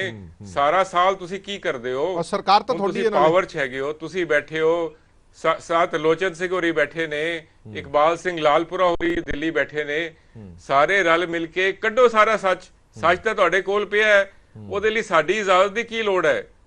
ਇੱਕ ਮੁਹਾਜ਼ ਬਣਾਉਣ ਦੀ ਕੀ ਲੋੜ ਹੈ? ਤੁਸੀਂ ਸੱਚ ਕੱਢ ਕੇ ਲੋਕਾਂ 'ਚ ਲੈ ਕੇ ਆਓ। ਐਂਡ ਕਿੰਨੀ ਦੇਰ ਲਵੋਗੇ? 8 ਸਾਲ ਹੋ ਗਏ ਤੁਹਾਨੂੰ ਰਾਜ ਕਰਦੇ ਹੋਇਆ, ਕਦੋਂ ਸੱਚ ਬਾਹਰ ਕੱਢੋਗੇ? ਲੋਕ ਉਡੀਕ ਰਹੇ ਨੇ। ਐਂਡ ਕਾਨੂੰਨ ਵੀ ਬਦਲੋ। ਕਾਨੂੰਨ ਵੀ ਇਹੋ ਜਿਹਾ ਹੋਣਾ ਚਾਹੀਦਾ ਵੀ ਜਿਹੜਾ ਇਸ ਤਰ੍ਹਾਂ ਦਾ ਕੰਮ ਕਰੇ ਉਹਨੂੰ ਪਤਾ ਹੋਏ ਵੀ ਮੈਨੂੰ ਤੈਅ ਜ਼ਿੰਦਗੀ ਅੰਦਰ ਰਹਿਣਾ ਪਏਗਾ। ਕਿਉਂ ਨਹੀਂ ਆਪਾਂ ਜਿਹੜੀ ਹੈਗੀ ਹੈ ਮਰਡਰ ਦੀ ਡੈਫੀਨੇਸ਼ਨ ਚੇਂਜ ਕਰ ਸਕਦੇ ਵੀ ਇੱਕ ਆਮ ਕਤਲ ਉਮਰ ਕੈਦ ਹੁੰਦੀ ਹੈ, ਲੇਕਿਨ ਇਹੋ ਜਿਹੇ ਜਿਹੜੇ ਦੰਗੇ ਹੋਣ, ਜਿਹੜੇ ਕਮਿਊਨਲ ਵਾਇਲੈਂਸ ਹੋਵੇ, ਉਹਦੇ ਵਿੱਚ ਉਮਰ ਕੈਦ ਜਿਹੜੀ ਹੈ ਤੈਅ ਜ਼ਿੰਦਗੀ ਹੋਏਗੀ। ਇਹ ਤਾਂ ਤੁਹਾਡੇ ਹੱਥ 'ਚ ਹੈ। ਲੋਕ ਸਭਾ 'ਚ ਤਾਂ ਪਾਸ ਕਰਾ ਸਕਦੇ ਹੋ। ਕੱਲ ਨੂੰ ਕਿਸੇ ਦੇ ਵੀ ਧੱਕਾ ਹੋਵੇ ਮਿਨੋਰਿਟੀਜ਼ ਤੇ, ਤਾਂ ਕਮ ਸੇ ਕਮ ਉਹਨੂੰ ਇਨਸਾਫ ਤਾਂ ਮਿਲੇ, ਤੈਅ ਜ਼ਿੰਦਗੀ ਬੰਦਾ ਤਾਂ ਅੰਦਰ ਰਵੇ। ਹੁਣ ਉਮਰ ਕੈਦ ਵੀ ਹੁੰਦੀ ਹੈ ਤੇ ਉਹਨੂੰ ਜਿਹੜਾ ਹੈਗਾ 8.5 ਸਾਲ ਬਾਅਦ ਜਾਂ 14 ਸਾਲਾਂ ਬਾਅਦ ਬੰਦਾ ਰਿਹਾ ਹੋ ਜਾਂਦਾ। ਕਾਨੂੰਨ ਵੀ ਬਦਲਣ ਦੀ ਲੋੜ ਹੈ, ਤੁਹਾਨੂੰ ਇੰਪਲੀਮੈਂਟੇਸ਼ਨ ਕਰਾਉਣ ਦੀ ਵੀ ਲੋੜ ਹੈ, ਲੋਕਾਂ ਨੂੰ ਨੰਗੇ ਕਰਨ ਦੀ ਵੀ ਲੋੜ ਹੈ ਵੀ ਜਿਨ੍ਹਾਂ ਨੇ ਦੰਗੇ ਕਰਾਏ ਨੇ ਉਹ ਕੌਣ ਸਨ। ਨਾਲੇ ਵੱਡਾ ਸਵਾਲ ਮੈਨੂੰ ਲੱਗਦਾ ਵੱਡਾ ਸਵਾਲ ਇਹ ਖੜਾ ਜ਼ਰੂਰ ਹੁੰਦਾ ਕਿ ਜਿਹੜੀਆਂ ਘੱਟ ਗਿਣਤੀ ਨੇ, ਮਾਈਨੋਰਿਟੀਜ਼ ਨੇ, ਉਹ ਮੁਲਕ ਦੇ ਵਿੱਚ ਆਪਣੇ ਆਪ ਨੂੰ ਸੇਫ ਸਮਝਣ, ਆਪਣੇ ਆਪ ਨੂੰ ਇਹ ਸਮਝਣ ਕਿ ਜੇ ਸਾਡੇ ਨਾਲ ਵੀ ਧੱਕਾ ਹੋਏਗਾ ਤਾਂ ਸਾਡੇ ਲਈ ਵੀ ਇਨਸਾਫ ਹੋਈ ਹੈ ਜਿਹੜਾ ਬਹੁ ਗਿਣਤੀਆਂ ਲਈ ਹੈ। ਇਹ ਨਾ ਉਹਨਾਂ ਨੂੰ ਲੱਗੇ ਕਿ ਬਹੁ ਗਿਣਤੀਆਂ ਲਈ ਜਿਹੜਾ ਕਾਨੂੰਨ ਦਾ ਤਕਾਜ਼ਾ ਕੁਝ ਹੋਰ ਹੈ ਤੇ ਘੱਟ ਗਿਣਤੀ ਲਈ ਤਕਾਜ਼ਾ ਕੁਝ ਹੋਰ ਹੈ। ਬਦਕਿਸਮਤੀ ਦੇ ਨਾਲ ਹੋ ਕੁਝ ਇਹੀ ਰਿਹਾ।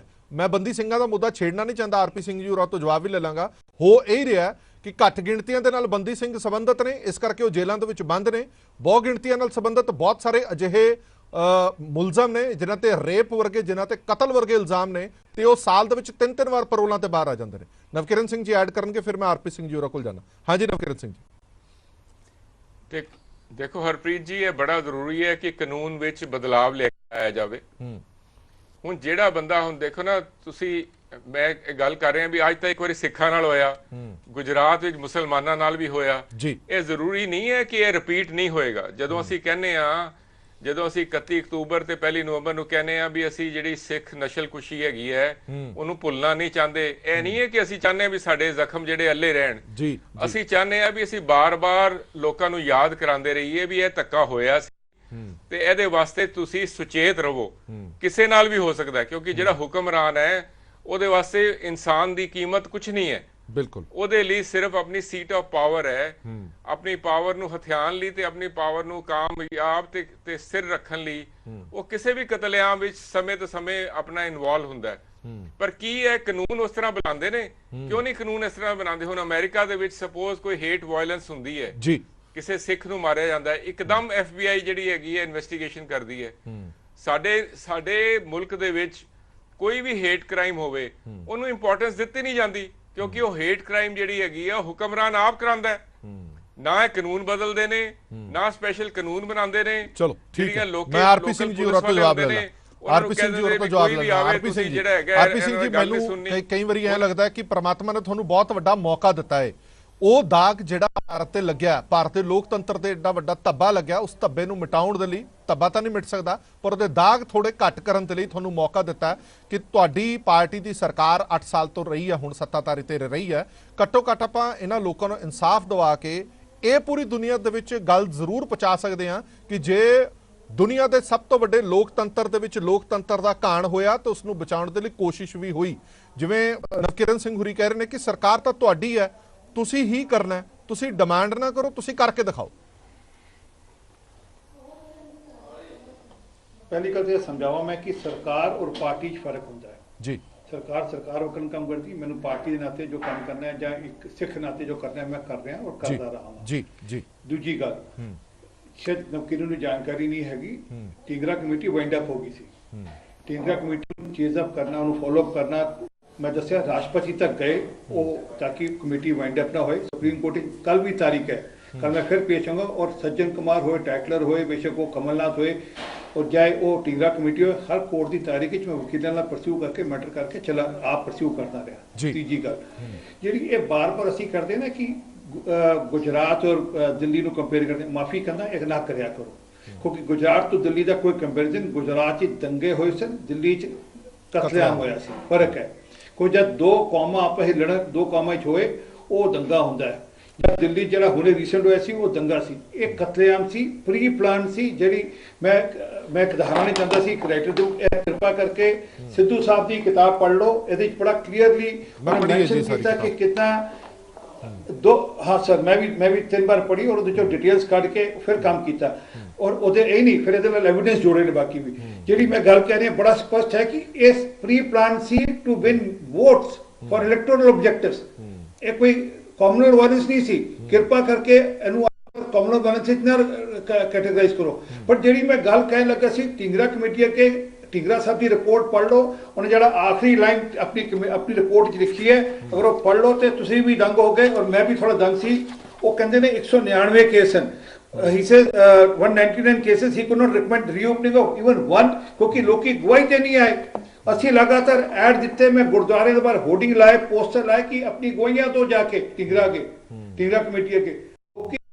राजी नहीं ਜਿਹੜੇ ਸਾਡੀ ਕੌਮ ਦੇ ਆਪਣੇ ਲੋਕੀ ਕਾਣੇ ਨੇ ਜਿਹੜੇ ਅੱਜਕੱਲ ਮੈਂਬਰ ਬਣ ਜਿਹੜੇ ਗੁਰਦੁਆਰਾ ਕਮੇਟੀ ਦੇ ਬਾਰੇ ਉਹਨੇ ਬਾਰੇ ਕੋਈ ਗੱਲ ਨਹੀਂ ਪਰ ਆਰਪੀ ਸਿੰਘ ਜੀ ਮਾਫ ਕਰਨਾ ਬੜੇ ਸਾਰੇ ਲੋਕ ਤਾਂ ਅਜਿਹੇ ਵੀ ਨੇ ਜਿਨ੍ਹਾਂ ਨੇ ਬਹੁਤ ਗਵਾਹੀਆਂ ਦਿੱਤੀਆਂ ਬਹੁਤ ਗਵਾਹੀਆਂ ਦਿੰਦੇ ਚੱਪਲਾਂ ਕੱਸ ਗਈਆਂ ਇਨਸਾਫ ਨਹੀਂ ਮਿਲਿਆ ਇਸ ਕਰਕੇ ਲੋਕਾਂ ਦਾ ਵਿਸ਼ਵਾਸ ਹੀ ਉੱਠ ਗਿਆ ਨਾ ਕਿ ਗਵਾਹੀਆਂ ਦਿਓ ਜੀ ਹੋਣਾ ਕੁਝ ਨਹੀਂ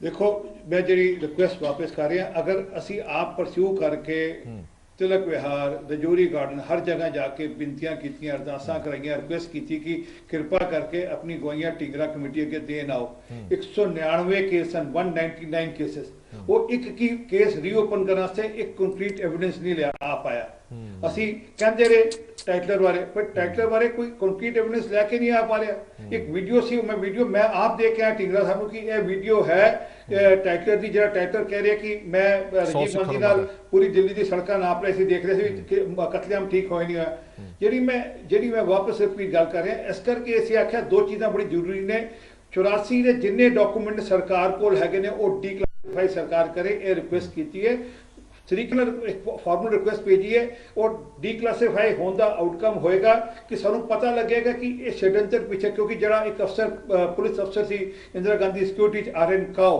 उन्हें क्या कि ब्रीच हो रहा है एक बार नहीं उन्हें 3 बार आख्या ब्रीच हो रहा है ये डॉक्यूमेंट ऑन रिकॉर्ड ने अगर वो डॉक्यूमेंट क्लासीफाइड पे ने उन्हें खोल नहीं रही सरकार उन्हें जनतक नहीं कर रही क्योंकि नेहरू मेमोरियल सील पे ने वो खुलेंगे तो जानकारी मिलेंगे कि ये पीछे चालबाजी की सी शरारत की सी कितना दिमाग सी संजय गांधी राजीव गांधी ने की दिमाग ला के खेड की तद जाके कभी अगे वास्ते ज्यादा जनता आरपी सिंह जी जानबूझ के जनतक की जा रही चीज़ ये क्योंकि पहली बार आज तो पहले कभी किसी ने मैं आखे ना जिवें जब बड़ा पेड़ गिरता है धरती हिलती है वो वीडियो जनतक नहीं सी मैनू जाके रिक्वेस्ट करके मैं वीडियो मांग के INB तो और रिक्वेस्ट करके जनतक की सी फुलका साहब में बैठ के वो ਇਹੋ ਜਿਹੇ ਕੰਮ ਨੇ ਇਹ ਜਨਤਕ ਕੋਈ ਨਾ ਕੋਈ ਪਰਸਿਊ ਸਰਕਾਰ ਤੇ ਕਾਗਜ਼ਾਂ ਨਾਲ ਚੱਲਦੀ ਹੈ ਸਰਕਾਰ ਡਾਕੂਮੈਂਟ ਨਾਲ ਚੱਲਦੀ ਹੈ ਸਰਕਾਰ ਚਿੱਠੀ ਪੱਤਰੀ ਨਾਲ ਚੱਲਦੀ ਹੈ ਇਸ ਕਰਕੇ ਚਿੱਠੀ ਪਾਈਏ ਸਰਕਾਰ ਨੂੰ ਕਿ ਤੁਸੀਂ ਜਨਤਕ ਕਰੋ ਜਾਣਕਾਰੀਆਂ ਆਣ ਛੋਟਾ ਜਿਹਾ ਸਵਾਲ ਆਰਪੀ ਸਿੰਘ ਇੱਕ ਛੋਟਾ ਜਿਹਾ ਸਵਾਲ ਤੁਹਾਡੇ ਨਾਲ ਇੱਕ ਪੀੜਤ ਗੁਰਦੀਪ ਕੌਰ ਵੀ ਪੈਨਲ ਦੇ ਵਿੱਚ ਬੈਠੇ ਨੇ ਜਿਨ੍ਹਾਂ ਨੇ ਇਹ ਕਿਹਾ ਕਿ ਸਾਨੂੰ ਬੜੀ ਆਸ ਸੀ ਮੋਦੀ ਸਰਕਾਰ ਤੋਂ ਜਦੋਂ ਸੱਜਣ ਕੁਮਾਰ ਨੂੰ ਅੰਦਰ ਕੀਤਾ ਤਾਂ ਸਾਨੂੰ ਲੱਗਿਆ ਕਿ ਹੁਣ ਲਾਈਨ ਲੱਗੇਗੀ ਪੂਰੀ ਲੋਕੀ ਅੰਦਰ ਜਾਣਗੇ ਪਰ ਉਹ ਕਹਿੰਦੇ ਨੇ ਕਿ ਸਾਨੂੰ ਵੀ ਇਹ ਲੱਗਿਆ ਕਿ ਇਲੈਕਸ਼ਨ ਦੀ ਵੇਟ ਕੀਤੀ ਜਾ ਰਹੀ ਹੈ ਇਲੈਕਸ਼ਨ ਜਦੋਂ ਕੋਈ ਵੱਡਾ ਆਊਗਾ ਉਹਦੇ ਨੇੜੇ ਤੇੜੇ ਫਿਰ ਕੋਈ ਫੜ ਕੇ ਬੰਦਾ ਅੰਦਰ ਕੀਤਾ ਜਾਏਗਾ ਕਿਉਂਕਿ ਨਫਾ ਨੁਕਸਾਨ ਜ਼ਰੂਰ ਪਾਰਟੀਆਂ ਦੇਖਦੀਆਂ ਨੇ ਕਿਹੜੇ ਸਮੇਂ ਤੇ ਕੀ ਕਰਨਾ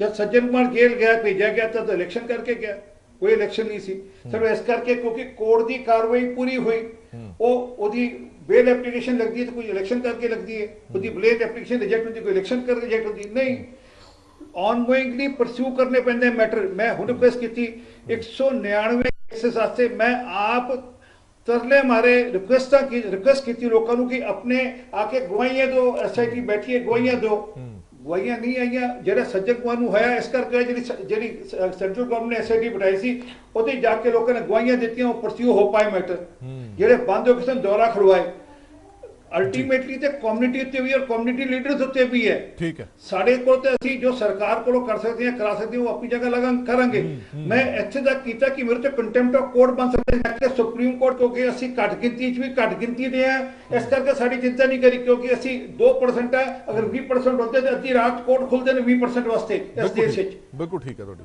चलो मैं एक मिनट आया गुरदीप कौर जी को एक स्टेटमेंट गुरदीप कौर जी आ तुहाडे सामने बैठे ने कि 199 केस सीगे जिहड़े रीओपन ਹੋਣੇ ਸੀਗੇ ਉਹਨਾਂ ਦੇ ਵਿੱਚੋਂ ਇੱਕ ਵੀ ਕੇਸ ਰੀਓਪਨ ਨਹੀਂ ਹੋ ਪਾਇਆ, ਸਬੂਤਾਂ ਦੀ ਘਾਟ ਰਹੀ, ਲੋਕ ਸਾਹਮਣੇ ਨਹੀਂ ਆਏ, ਗਵਾਹੀ ਦੇਣ ਸਾਹਮਣੇ ਨਹੀਂ ਆਏ। ਫਿਰ ਉਹਦੇ ਵਿੱਚ ਸਰਕਾਰ, ਵਕੀਲ, ਨਿਆਂਪਾਲਿਕਾ ਕੀ ਕਰੇਗੀ ਜੇ ਲੋਕ ਹੀ ਸਾਹਮਣੇ ਨਹੀਂ ਆਣਗੇ? ਦੇਖੋ ਹਰਪ੍ਰੀਤ ਸਿੰਘ ਜੀ, ਇਹ ਤੇ ਹੁਣ 38 ਸਾਲ ਹੋ ਗਏ, ਲੋਕਾਂ ਵਿਚਾਰਿਆਂ ਦਾ ਹੌਸਲਾ ਟੁੱਟ ਗਿਆ।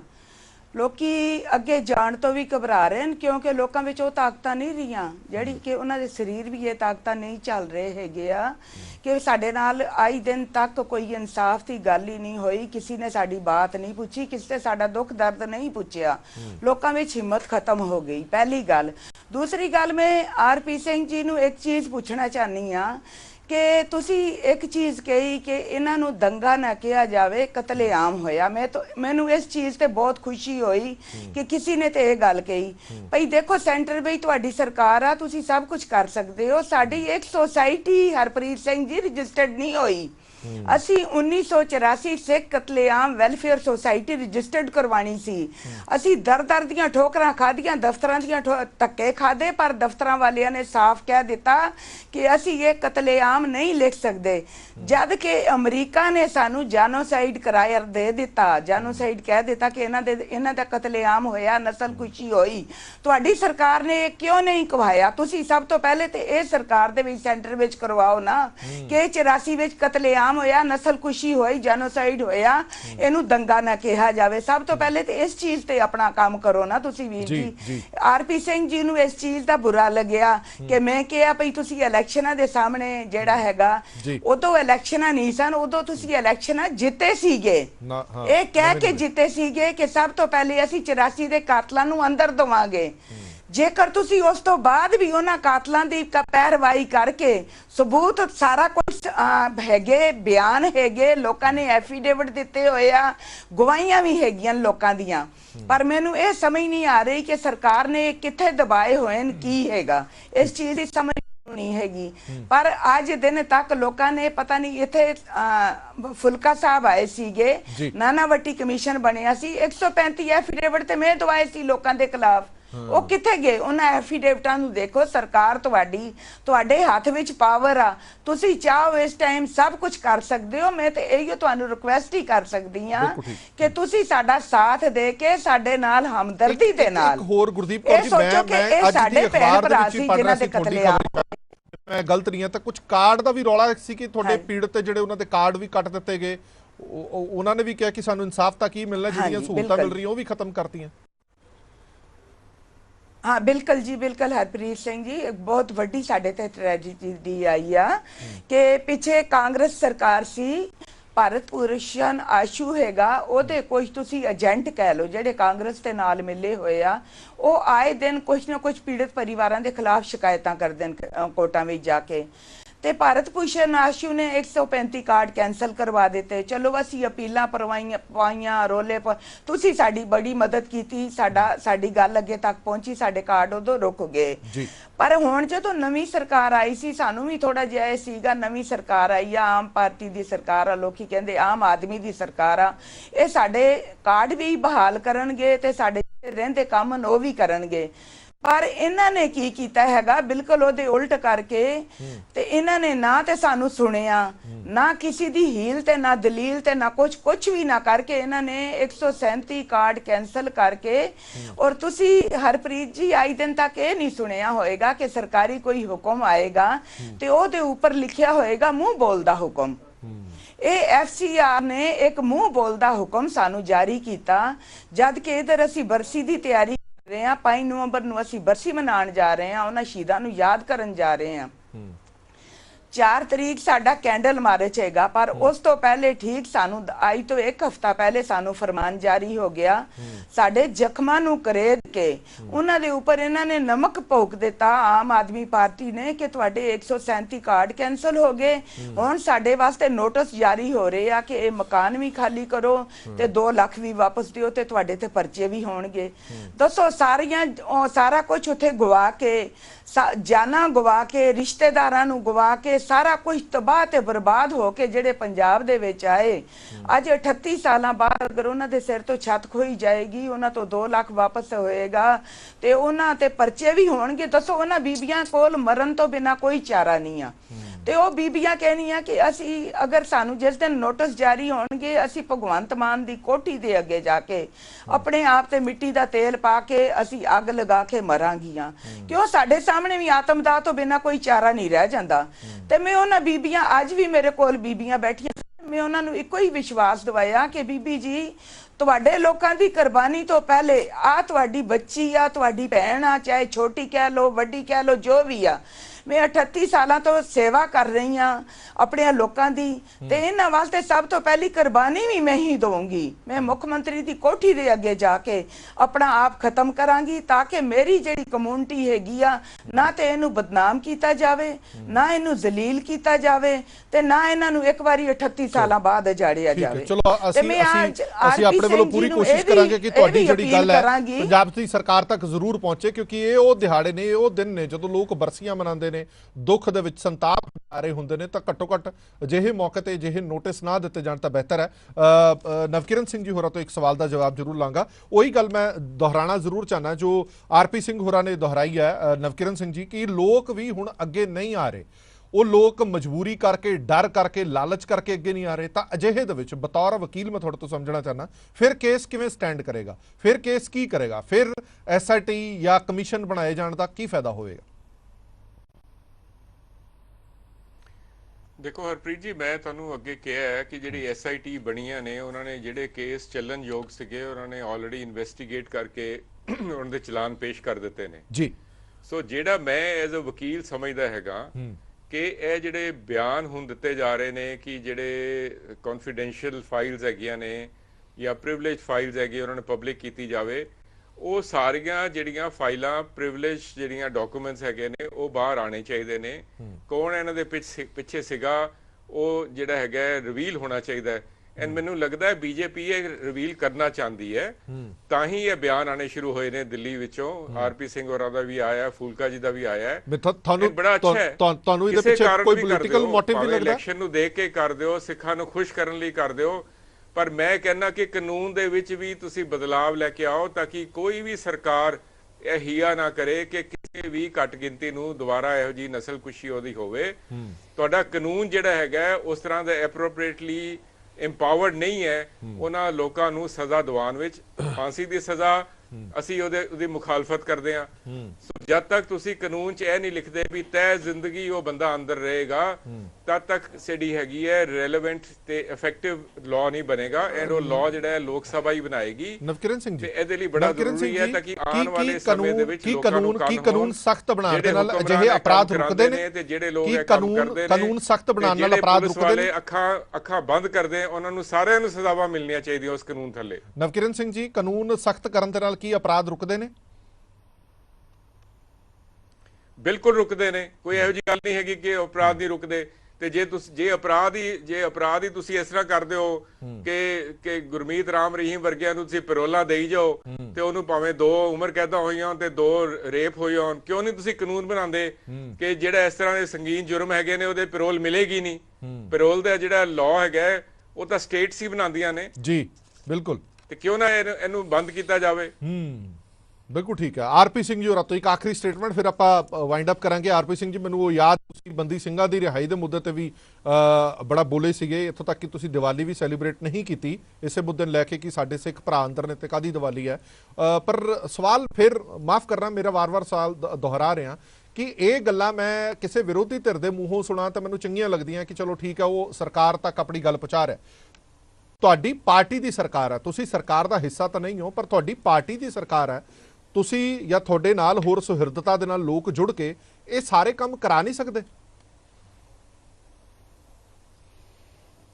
ਪਹਿਲੀ ਗੱਲ ਤੇ ਮੈਂ ਤੁਹਾਡੀ ਜਾਣਕਾਰੀ ਦੇਵਾਂ, ਮੈਂ 84 ਤੋਂ ਲੈ ਕੇ 1 ਦਸੰਬਰ 79 ਤੱਕ ਵੀ ਦੀਵਾਲੀ ਨਹੀਂ ਮਨਾਈ ਸੀ। ਔਰ 1 ਦਸੰਬਰ 1909 ਸਾਰੀ ਰਾਤ ਦੀਵਾਲੀ ਮਨਾਈ ਸੀ, ਜਿਸ ਦਿਨ ਰਾਜੀਵ ਗਾਂਧੀ ਡੀਥਰੋਨ ਹੋ ਗਏ ਥੇ, VP ਸਿੰਘ ਨੇ ਸ਼ਬਦ ਗ੍ਰਹਿਣ ਕੀਤੀ ਸੀ। ਮੈਂ ਉਸ ਵੇਲੇ ਅਖਬਾਰ ਵਿੱਚ ਕੰਮ ਕਰਦਾ ਸੀ ਔਰ ਮੈਂ ਆਪਣੇ ਅਖਬਾਰ ਤੋਂ ਅਸਤੀਫਾ ਭੇਜਤਾ ਸੀ, ਕਹਿ ਕੇ ਕਿ ਮੇਰੀ ਲੜਾਈ ਖਤਮ, ਮੇਰੀ ਲੜਾਈ 84 ਦੀ ਸੀ। ਮੈਂ ਇਸ ਕਰਕੇ ਅਖਬਾਰ ਨੂੰ ਸਪੋਰਟ ਕਰ ਰਿਹਾ ਸੀ, ਇੰਡੀਅਨ ਐਕਸਪ੍ਰੈਸ ਨੂੰ, ਔਰ ਇੰਡੀਅਨ ਐਕਸਪ੍ਰੈਸ ਨੇ ਬਹੁਤ ਵੱਡਾ ਰੋਲ ਪਲੇ ਕੀਤਾ ਸੀ ਉਸ ਵੇਲੇ ਰਾਜੀਵ ਗਾਂਧੀ ਨੂੰ ਡੀਥਰੋਨ ਬਣਾਉਣ ਵਾਸਤੇ। ਇਸ ਕਰਕੇ ਜਿਹੜੀ ਹੈ ਕਿ ਦੀਵਾਲੀ ਨੂੰ ਨਹੀਂ, ਮੇਰੇ ਵਾਸਤੇ ਕੋਈ ਇਹੋ ਜਿਹੀ ਗੱਲ ਨਹੀਂ ਸੀ, ਕੋਈ ਉਪਰੀ ਗੱਲ ਸੀ। ਪਰ ਜਿਹੜੀ ਗੱਲ ਮੈਂ ਵਾਪਸ ਬੰਦੀ ਸਿੰਘਾਂ ਬਾਰੇ ਵੀ ਕਲੀਅਰ ਕਰ ਦਵਾਂ, ਇਹ ਸੂਬੇ ਸਰਕਾਰਾਂ ਦਾ ਕੰਮ ਹੈ।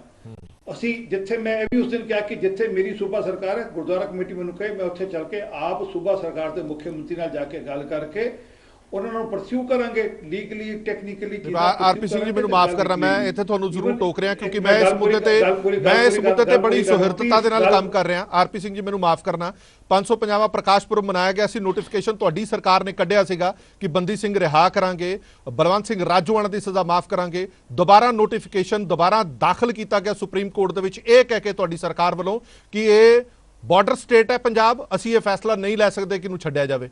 ਦੋਹਰਾ ਸਟੈਂਡ ਨਹੀਂ ਨਾ ਹੋਣਾ ਚਾਹੀਦਾ ਤੁਹਾਡੀ ਸਰਕਾਰ ਦਾ। 550ਵੇਂ ਗੁਰਪੁਰਬ ਤੇ ਤੁਸੀਂ ਨੋਟੀਫਿਕੇਸ਼ਨ ਹੋਰ ਕੱਢਦੇ ਹੋ, ਸੁਪਰੀਮ ਕੋਰਟ ਦੇ ਵਿੱਚ ਨੋਟੀਫਿਕੇਸ਼ਨ ਹੋਰ ਦਾਖਲ ਕਰਦੇ ਹੋ। ਮੈਂ ਨੋਟੀਫਿਕੇਸ਼ਨ ਦੀ ਕਾਪੀ ਤੁਹਾਨੂੰ ਭੇਜ ਦਾਂਗਾ ਜੇ ਤੁਸੀਂ ਕਹੋਗੇ ਤਾਂ। ਮੇਰੀ ਬੜੀ ਮਿਹਰਬਾਨੀ ਹੋਏਗੀ, ਉਸ ਨੋਟੀਫਿਕੇਸ਼ਨ ਪਹਿਲੇ ਨੋਟੀਫਿਕੇਸ਼ਨ ਦੀ ਕਾਪੀ ਜ਼ਰੂਰ ਭੇਜ ਦੇਣਾ। ਜ਼ਰੂਰ ਦੂਜੇ ਦੇ ਵੀ ਭੇਜ ਦਿਓ, ਪਰ ਪਹਿਲੇ ਦੇ ਜ਼ਰੂਰ ਭੇਜਣਾ ਨੋਟੀਫਿਕੇਸ਼ਨ ਦੀ ਕਾਪੀ, ਉਹ ਸਹੂਲਤ ਹੋਏਗੀ। ਪਰ ਜਿਹੜੀ ਗੱਲ ਫਿਰ ਹੈ, ਅगर सूबा सरकार चाहेगी तो अज जरा मामला हो जाएगा, अज फैसले हो जाएंगे जी, अज रिलीज हो सकता है सूबा सरकार चाहे तो, सूबे सरकार के हाथ ही है। मैं इस करके अगर मेरी सरकार भी, अगर मेरी पार्टी सरकार है, मैं उत्थे भी काम करूँगा। मैंने अजे कोई गुरेज नहीं है। जो बंदी सिंह का टाइम पूरा हो गया, जिन्होंने सजा पूरी हो गई, वो छुटने चाहिए ने। अनटिल कोई उत्ते नैशनल सिक्योरिटी का कोई थ्रेट ना होए, उस करके सेंटर दस देगी, वो क्लीयर कर लेंगे गल। परंतु जी वापस गल 84 की गल कर रहे हैं, कृपा करके असी लड़ाई पिछे नहीं, लड़ाई तो पिछे हटने वाले नहीं है। मैं मेरा रिकॉर्ड तो मेरा ट्विटर हैंडल देख लो, कि रिकॉर्ड देख लेना। मैं कल भी कोर्ट आप हाजिर होवांगा, हर तारीख से आप हाजिर होता रहा। सज्जन कुमार के बारे भी होए, बाकी केसेस भी होन। सिर्फ इन्ना है कि असी क्योंकि ढोल नहीं पिटते, असी हल्ला नहीं करते, असी सोशल मीडिया से अपने वीडियो नहीं पाते। हाँ, रीसेंटली इस करके मन लगा कि ये जो ट्रुथ कमीशन है, जी किताब आई, इस तो बाद आरएन काओ ने जो उस वे क्या सी कि ब्रीच हो रहा है, वो किदे कहते ब्रीच हो रही सी प्राइम मिनिस्टर की सिक्योरिटी, और जरा वो इंडिकेट कर रहे हैं कि उस वे 2 लेवल से काम हो रहा सी, एक ऑपरेशन ब्लू स्टार तक दा, एक जरा ऑपरेशन ब्लू स्टार तो बाद दा इलेक्शन जितन करके। ये मामले 2 अलग अलग ने।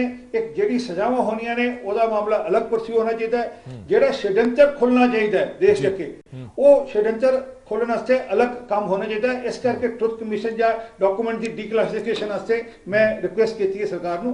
अपेक्षा करता सरकार बेशक मेरी पर मेरी गल सुन के इतने काम होएगा, और अगर एक डिक्लासिफिकेशन होएगी डॉक्यूमेंट की, बड़े सारे पेज खुलेंगे, पता लगेगा कि केड़े लीडर सिखा के भी जिन्हें धरो किया, वो भी लीडर की पोल खुलेगी, और जेडी सरकारां ने उस वेले शरारतां कीतियां वो भी खुलेगी, और जेडी सरकारां ने उस षड्यंत्र रचिया वो भी मामला खुलेगा। जी बिल्कुल, कल का दिन बहुत अहम है। मैं याद करवादा आरपी सिंह जी की गल तो एक गल होर याद आ गई है। कल बलवंत सिंह राजोआणा के मामले के भी आखिरी सुनवाई होने वाली है, जो सानू पता लगा कि सुप्रीम कोर्ट कल फैसला सुना सकती है बलवंत सिंह राजोआणा की सज़ा के उत्ते कि उसनू रिहा किया जाना जां हले वो जेल दे विच ही रहने ने, क्योंकि उन्होंने जिहड़े चाहण वाले ने या जिहड़े उन्होंने रिश्तेदार ने, जिहड़े उन्होंने भैन है, वो यही कह रहे हैं कि कल का दिन बहुत अहम है। कल फैसला सुनाना पेगा सुप्रीम कोर्ट नूं, क्योंकि ऑलरेडी नोटिस है जिहड़ा वो स्टेट नूं ते सेंटर नूं जा चुका है, तो स्टेट ते सेंटर दोवां ने आपो अपना हल्फनामा जिहड़ा वो दाखल किया। बहुत बहुत धन्यवाद सारे मेहमानों का इस पूरी विचार चर्चा दे विच जुड़े रहने के लिए। उम्मीद करते हैं